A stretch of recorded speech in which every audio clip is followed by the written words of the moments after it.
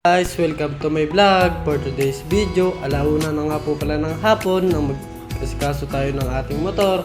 Dahil ang balak ko nga po pala ngayong araw ay maglinis ng aking motor dahil ilang araw na po pala ito hindi nililinisan at sumunod-sunod rin po ang mga ambon at pag-ulan kaya dumikit ang mga putik sa kanya. Kaya ang balak ko ngayong araw ay linisan siya. Halika't samahan nyo po ako maglinis ng aking motor. At ang unang-una po natin gagawin dito ay babanlawan na po natin muna ang ating motor bago sabunan para matanggal ang mga dumi na nakadikit sa kanya. Pati na rin po ang mga putik para naman sa susunod natin na gagawin na pagsasabon ay wala na masyadong putik at mga dumi na nakadikit sa ating motor. Kaya halika't samahan nyo po ako kung paano tayo maglinis ng ating motor at ipakita sa inyo ang tamang paglinis ng ating motor.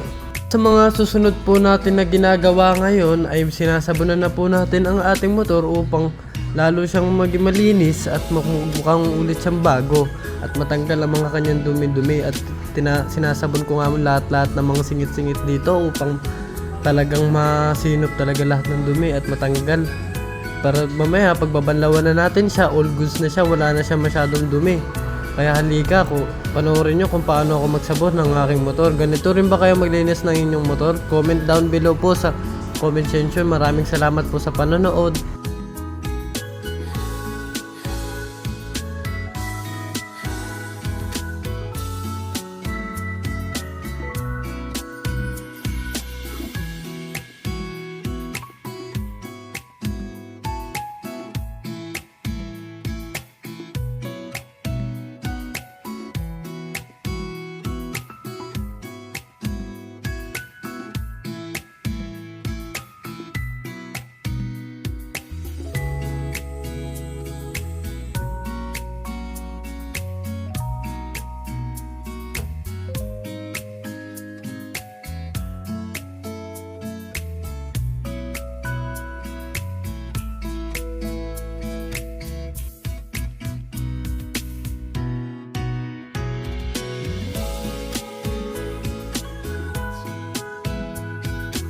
At dito nga po pala guys, matatapos na nga po ako pagsasabon ng aking motor. At susunod naman natin na gagawin ay babanlawan na natin to upang maging fresh na siya guys. Para mamaya sa pagbiyahe natin bilang isang move-it rider ay maayos siya sa tignan at mukhang bago. Mahirap kasi yung madumi yung motor natin tapos magsasakay tayo ng pasahero. Tapos yung ibabayad niya kompleto eh, paano kung hindi siya satisfied sa kanyang sinakyan na motor, o diba? Kaya mas maganda yung malinis yung motor, mahirap yung madumi kasi parang ang dumi-dumi mong tignan, ang dugyot-dugyot mo, kaya ayoko nang ganun, kaya ganito ako maglinis ng aking motor at saka mahal na mahal ko to kasi pangarap ko lang to dati. Ngayon, dinadrive ko na, meron na ako ngayon.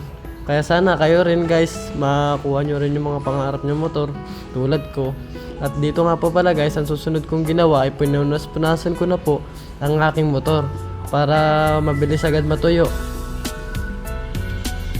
At ang ginagamit ko nga po pala dito pamunas ay microfiber towel po. Hindi po ako gumagamit ng mga bilog na basahan kasi ang alam ko nakakagasgas rin ng plate. At matapos natin siya linisan, sabunan at banlawan, ito na po ang kanyang itsura ngayon. Fresh na siya at pwede na siyang bumiyahe mamaya bilang isang move-it rider. Maraming salamat!